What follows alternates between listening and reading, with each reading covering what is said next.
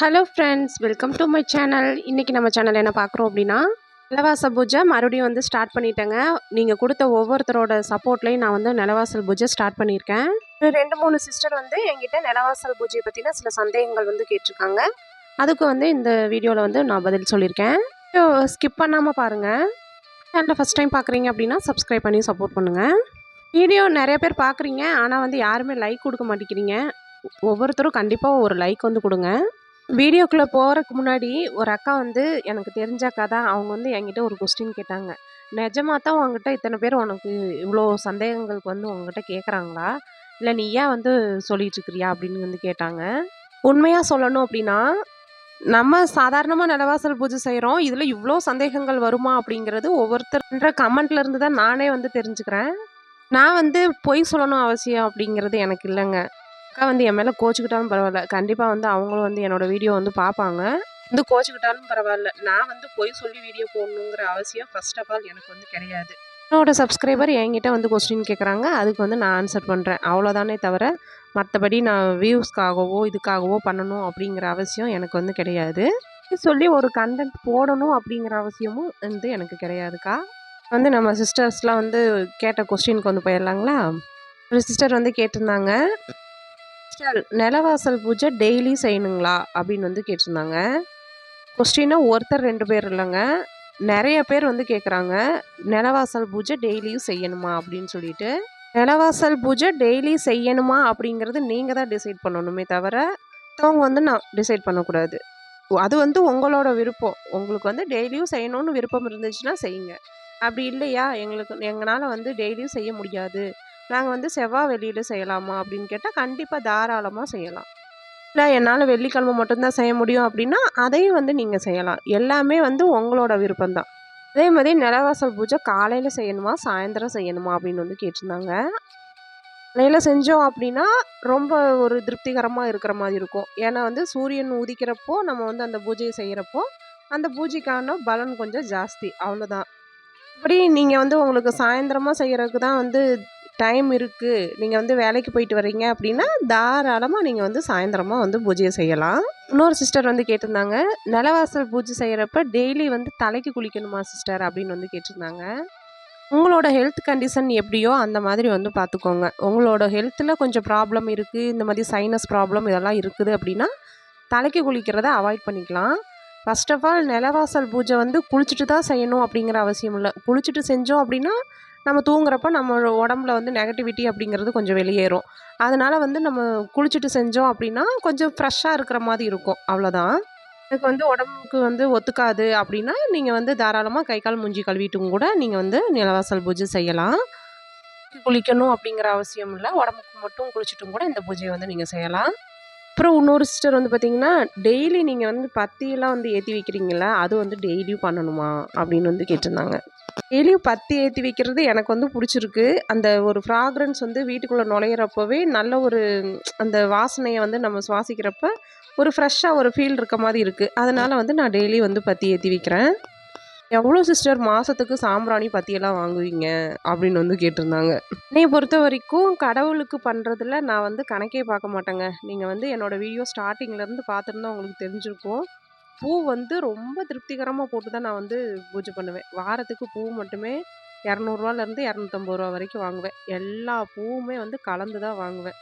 எனக்கு வந்து பூ மட்டும் வீட்டில் இல்லாமல் இருந்துச்சுன்னு வச்சுக்கோங்களேன், அப்படியே ஒரு மாதிரி இருக்கிற மாதிரி இருக்கும். அதனால் வந்து பூ மட்டும் நிறையா வாங்கி போடுவேன். வாரத்துக்கு ரூ. 250, அப்போ மாதத்துக்கு நீங்கள் பூ மட்டுமே ரூ. 1000 செலவு பண்ணுவீங்களா அப்படின்னு சொல்லி வந்து ஏற்கனவே என்கிட்ட நிறைய பேர் கேட்டிருக்காங்க. நீ வந்து பெருமைக்காக தானே செய்கிற, ரூ. 1000 பூ வாங்கி சாமி கும்பிடணுமா மாதத்துக்கு அப்படின்னு வந்து என்கிட்ட எனக்கு தெரிஞ்சவங்களே கேட்டிருக்காங்க. நான் வந்து மார்க்கெட்டில் தான் வந்து போய் பூ வாங்குவேன். அப்போ வந்து வாரத்துக்கு ரூ. 200லேருந்து ரூ. 250 வரைக்கும் வாங்குறேன் அப்படின்னா வீட்டுக்கு யூஸ் பண்ணிப்பேன். அதே மாதிரி எங்கள் குடோனுக்கு வந்து நான் வந்து சாமி கும்பிடுவேன். ஸோ வந்து அதனால வந்து பார்த்திங்கன்னா வாரத்துக்கு ரூ. 250 வாங்குவேன். அதே மாதிரி கட்டின பூவெல்லாம் நான் வாங்கவே மாட்டேன். எனக்கு வந்து நானாக சாமிக்கு வந்து பூ கட்டி போட்டால் தான் எனக்கு ரொம்ப ரொம்ப பிடிக்கும். அதே நம்ம சாமிக்கு வந்து பூ கட்டுறப்போ நம்மளோட வேண்டுதல்களை வந்து சொல்லிக்கிட்டே கட்டினோம் அப்படின்னா சாமிக்கு வந்து அது போய் சேர்றப்போ அந்த வேண்டுதல் வந்து டக்குன்னு வந்து சாமி காதுல போய் அந்த பூவெல்லாம் வந்து சொல்லுங்களாமா. அதனால வந்து அந்த வேண்டுதல் சீக்கிரமா நிறைவேறும்னு சொல்லுவாங்க. அது வந்து கேள்விப்பட்டதுலேருந்து எப்பவுமே பூ வாங்கி நானா கட்டிட்டு தான் வந்து சாமிக்கு வந்து போடுவேன். ஒரு சிஸ்டர் வந்து என்கிட்ட கேட்டிருந்தாங்க, "சிஸ்டர் நிலவாசல்ல 2 சைடும் வந்து அந்த பூச்செடி வச்சிருக்கீங்க இல்லையா? அந்த பிளான்ட் வந்து வச்சிருக்கீங்கல்ல, அது வந்து அழகுக்கு வைக்கிறீங்க சரி, அத வந்து மத்த சைடு வைக்கலாம்ல. எதுக்கு நிலவாசப்படியில வச்சிருக்கீங்க? அதில வந்து எப்படி உட்கார்றது?" அப்படின்னு. நிலவாசல்ல யாருமே ஃபர்ஸ்ட்டு உட்காரக்கூடாது அப்படிங்கிறதுக்காக தான் சிஸ்டர் நான் வந்து 2 சைடுமே வந்து நான் செடி வச்சிருக்கேன். ஏற்கனவே வந்து ஒரு வீடியோல சொல்லியிருப்பேன், நிலவாசல்ல வந்து என்னென்ன தவறுகள் பண்ணக்கூடாது அப்படின்லாம். நிலவாசல்ல ஃபர்ஸ்ட்டு வந்து நம்ம உட்காரக்கூடாதுங்க. அதே மாதிரி குழந்தைங்களே இருந்தாலும், அவங்களே வந்து உட்காந்துருந்தாலும் அவங்கள வந்து உட்காரக்கூடாது அப்படின்னு வந்து சொல்லுங்க.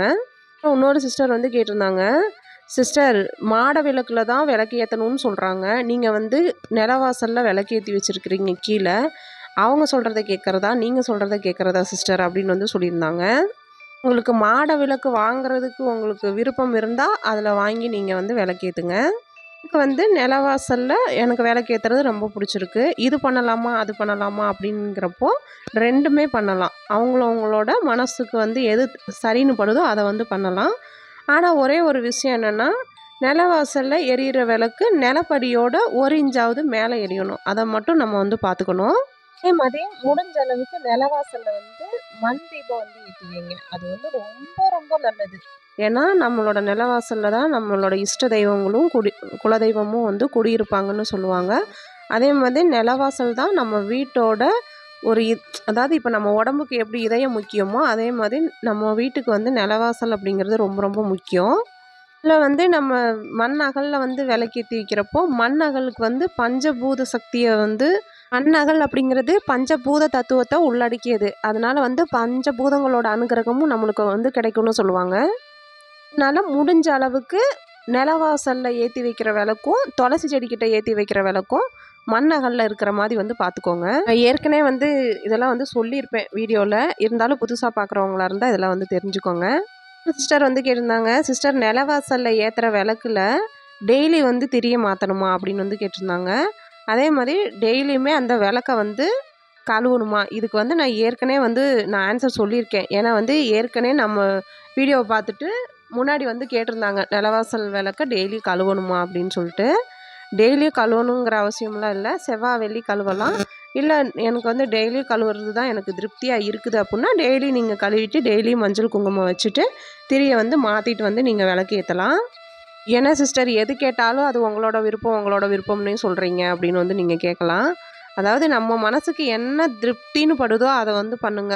இப்ப நான் ஒண்ணு சொல்றேன் அப்படின்னு சொல்லிட்டு நான் சொல்றத கேட்கணுங்கிற அவசியமும் கிடையாது. இல்ல நீங்க வேற யார்கிட்டயாவது கேட்குறீங்க அப்படின்னா, அவங்க சொல்றத கேட்கணும் அப்படிங்கிற ஒரு அவசியமும் வந்து நம்மளுக்கு கிடையாது. நம்ம மனசு என்ன சொல்லுதோ அதை மட்டும் நீங்க வந்து கேளுங்க. காலையில பூஜையெல்லாம் முடிச்சுட்டு சமைக்கிறதுக்கு வந்து கிச்சனுக்குள்ள போனேன். டக்குன்னு வந்து கரண்ட் போயிடுச்சு. அதனால வந்து இன்னைக்கு எந்த வீடியோவும் வந்து எடுக்கல. வீடியோ எப்படி இருந்துச்சுன்ட்டு சொல்லுங்க. நான் வந்து இன்னைக்கு கேட்ட கொஸ்டினுக்கு எல்லாமே வந்து ஆன்சர் வந்து பண்ணியாச்சு. ஏதாவது விடுபட்டு இருந்துச்சு அப்படின்னா, நான் வந்து மறுபடியும் வந்து நெக்ஸ்ட் வீடியோல வந்து சொல்றேன். உங்களுக்கு ஏதாவது மறுபடியும் வந்து டவுட் எல்லாம் இருக்குது அப்படின்னா, தாராளமா என்கிட்ட வந்து நீங்க கமெண்ட்ஸ்ல வந்து கேட்கலாம். இந்த வீடியோ உங்களுக்கு பிடிச்சிருக்கும்னு நினைக்கிறேன். அடுத்த வீடியோல பார்க்கலாங்க. அதுவரைக்கும் தேங்க்ஸ் ஃபார் வாட்சிங்.